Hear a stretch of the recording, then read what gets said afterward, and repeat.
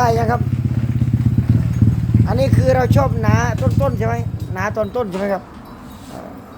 พอเร่งปุ๊บมัน เหมือนมันไม่ค่อยหนาว่าอยากหนามากกว่านี้ใช่ไหมต้น เป็นหนาแบบขับได้นะ จัดไปเดี๋ยวจะพึ่งก่อนอันนี้จัดยังไงนะหอบเท่าไหร่นะ หก2,000 3,000 2 โอ้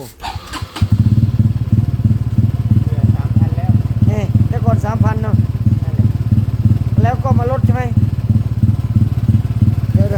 ดับก่อนถ้ามาลดอย่างนี้เราต้องคิดเงินเพิ่มให้ดูจุก จะโดนนะ จะของงงเลยครับ ถ้าเพิ่มผมไม่เอาครับ ถ้ามาลดผมต้องเอาเงิน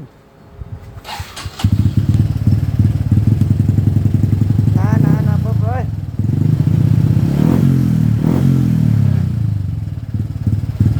เอาลองขับก่อนไหมสำคัญที่ว่ามาลดแล้วเสียเงินน่ะตรงนี้แหละสำคัญเลย